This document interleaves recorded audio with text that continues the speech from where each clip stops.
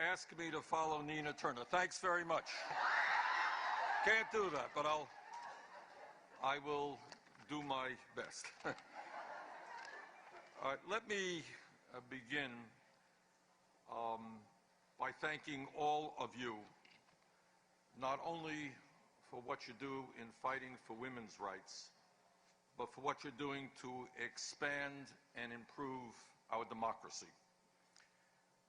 One of the reasons, and let me be very blunt about this, one of the reasons that I'm running for President of the United States is that I worry very much that both economically and politically, our country is sliding into oligarchy.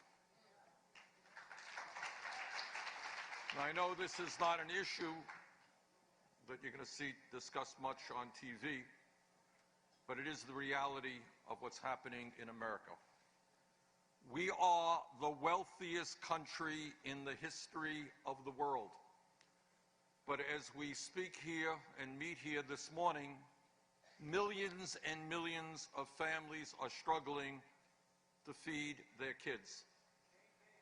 We have the highest rate, shamefully, of poverty of any major country on earth, and 40% of African American kids are living in poverty, all at the same time as 58% of all new income is going to the top 1%,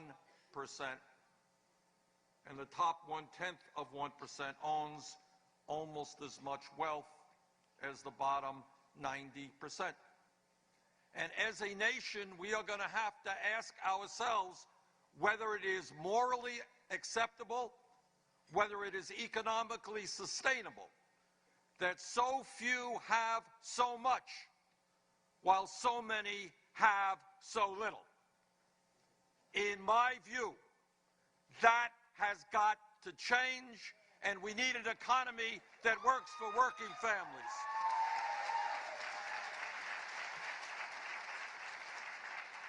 But it is not just economics, it is politics.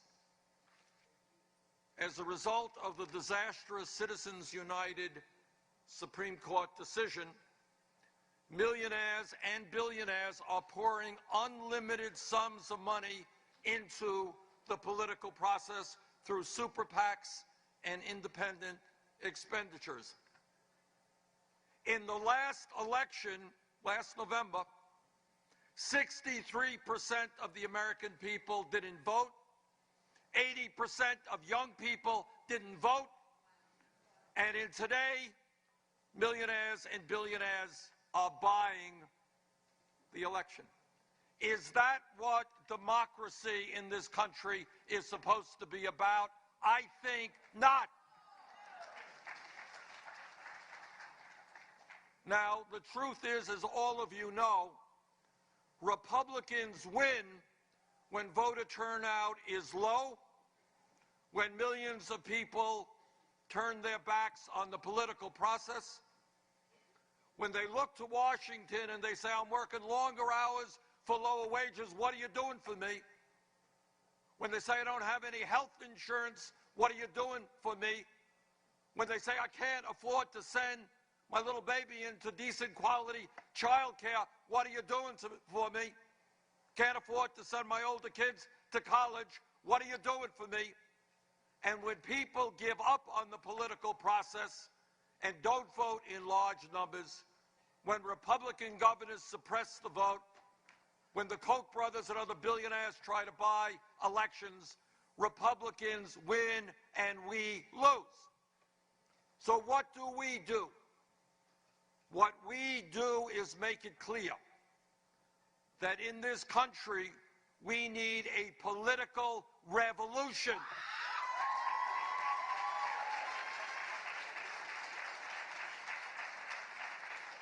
That establishment politics, the same old ain't going to do it. That establishment economics is not going to do it. You want to win an election?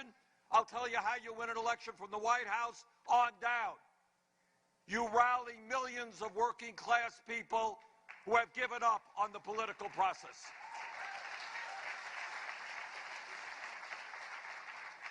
You rally young people who have given up on the political process. You bring people together who are prepared to say loudly and clearly, enough is enough.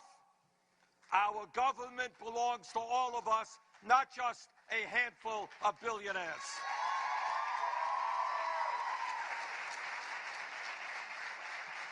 And if we do not do that, and if this is a same old type of election, and if millions of working people and young people do not participate, Republicans will win and we will lose. So let me tell you, I am extremely gratified in my campaign so far that we have rallied hundreds of thousands of people to come out to our meetings and our events, that we have 750,000 individuals who have made campaign contributions, not million-dollar contributions to super PACs, but $30 apiece. More individual contributions than any campaign at this point in a campaign in American history.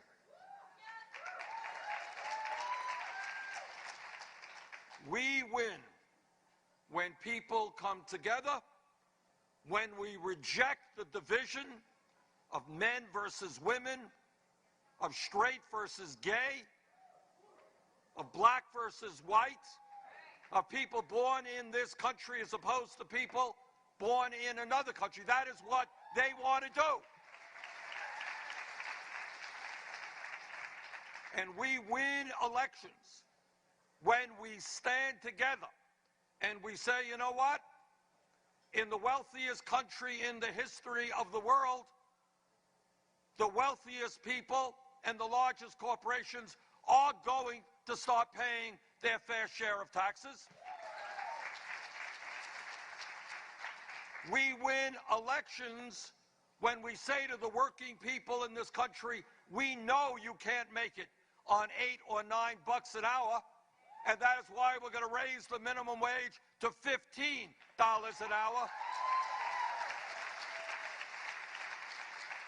And that is why we're going to win the election when we say to women, there is no rational economic reason that women make 79 cents on the dollar compared to men. We're going to have pay equity. We win an election in which we say to working families, yes, when you go to work, you are going to have quality child care and pre-K for your little ones. We win this election when we say to the unemployed, we're going to rebuild our crumbling infrastructure and create millions of decent-paying jobs. We are going to win this election when we say to young people and all people that we wonder what world the Republicans are living in when they deny science and refuse to go forward in helping us combat climate change.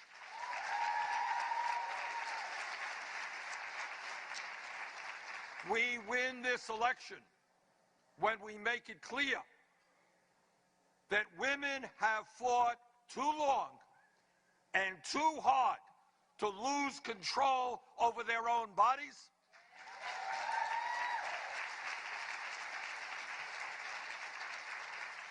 We win this election when we stand up boldly and say, no, you're not going to cut or defund Planned Parenthood. You're going to put more money into Planned Parenthood.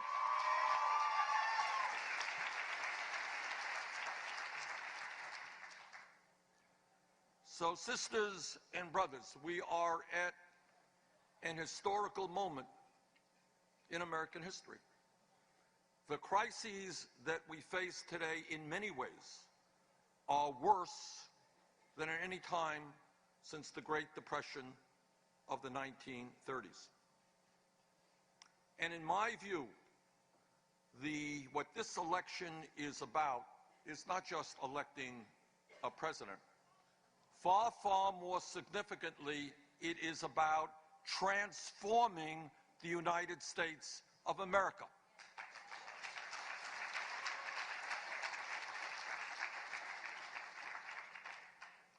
It is about understanding that there is something very, very wrong, where the United States of America is the only major country on earth that does not guarantee paid family and medical leave. How does that happen?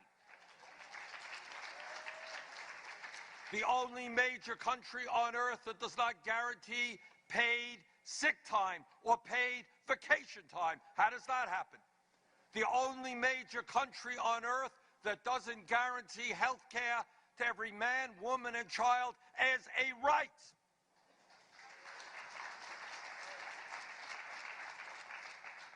So what this campaign is truly about is to bringing people together by the tens of millions. And that's tough. That is tough stuff to do.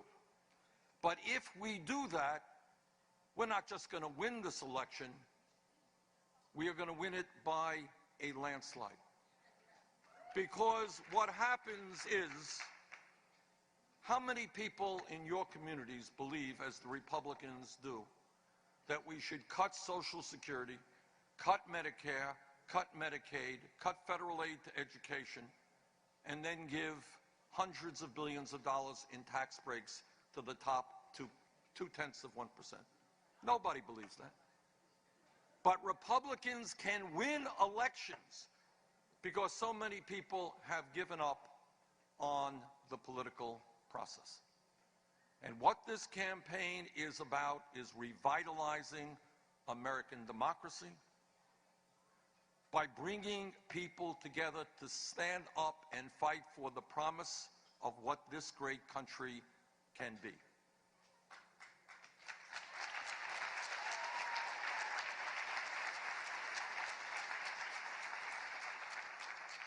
We can be a nation in which the middle class grows, not shrinks. We can be a nation in which we do not have the highest rate of childhood poverty of any major country and more economic and wealth disparity. We can do that.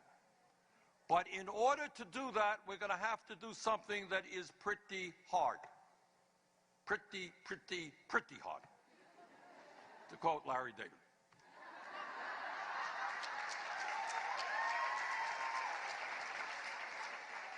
And this is what we have to do.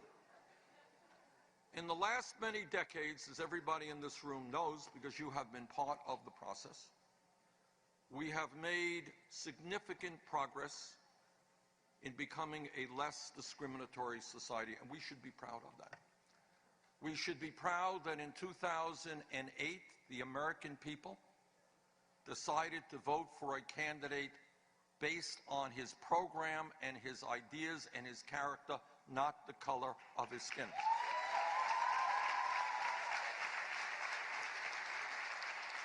We should be proud that all over this country, as a result of your efforts and those that came before you, women have made extraordinary progress in breaking down discriminatory barriers. And by the way, we are not going back. We are going to go forward.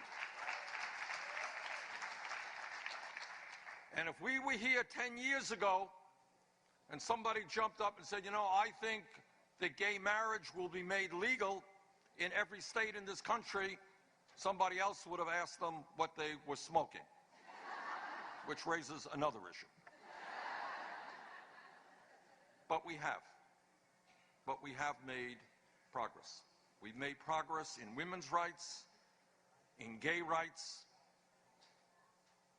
in civil rights. We still have a long way to go in all of those areas, but we should be proud of what we have accomplished. But here is where we have not made progress. We have not made progress in the economic struggle. We have lost ground. Today, men and women, in many cases, are working longer hours for lower wages. That's a fact. and almost all of the new wealth and income is going to the people on top. So the essential question in terms of the economic struggle is, are we prepared to organize and to take on the billionaire class, which today has so much economic and political power? That is the question. And if we are not successful in doing that, my prediction to you is that the rich will continue to get richer while most everybody else gets poorer.